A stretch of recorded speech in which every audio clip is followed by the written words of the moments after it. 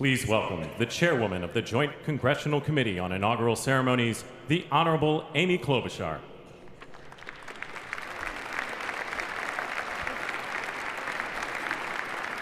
Good morning, everyone. Welcome to the 60th presidential inauguration. Today, President-elect Trump and Vice President-elect Vance will take their oaths of office, and we will witness the peaceful transfer of power at the heart of our democracy.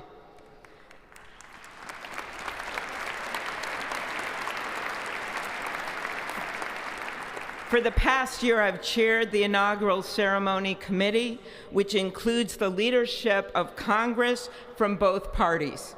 We thank the committee and Capitol staff and law enforcement who worked so hard over the last year, and especially the last 3 days. You've done a beautiful job, and you have shown grace under pressure.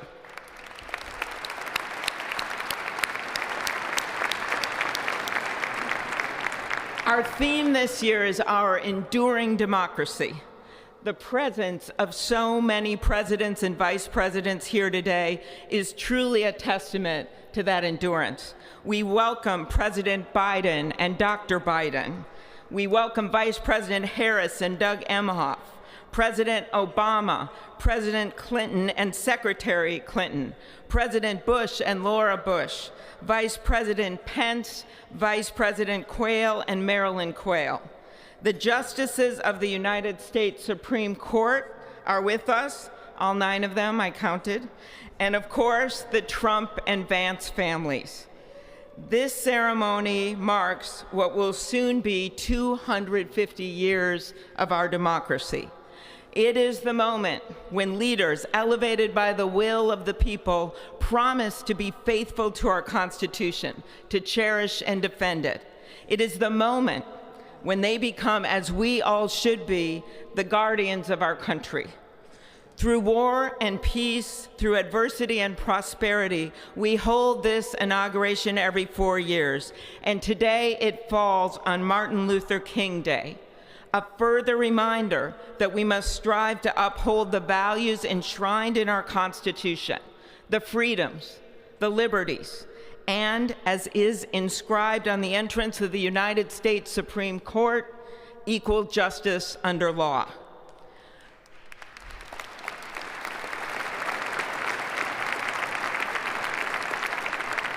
But what makes this moment more than a passing ceremony is all who are watching it across the country, the people of this nation, the ordinary people doing extraordinary things.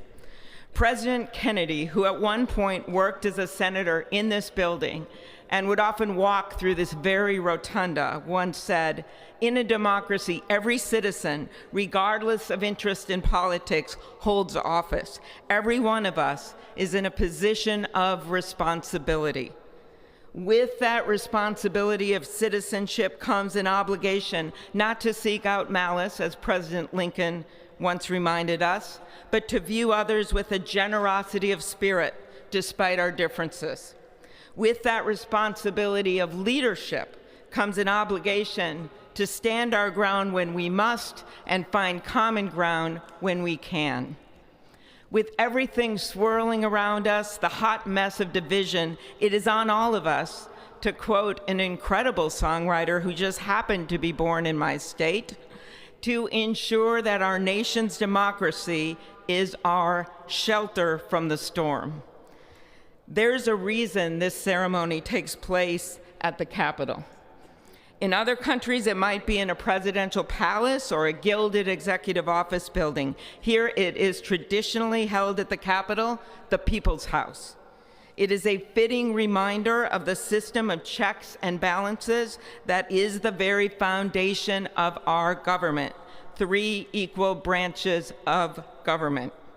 That is how, for nearly 250 years, our great American experiment, grounded in the rule of law, has endured. So, as we inaugurate a new president and vice president, let us remember that the power of those in this room comes from the people. the construction workers who build our country, the teachers and healthcare workers who nurture us, the troops defending our freedoms, and yes, the firefighters in Los Angeles putting themselves on the line for us.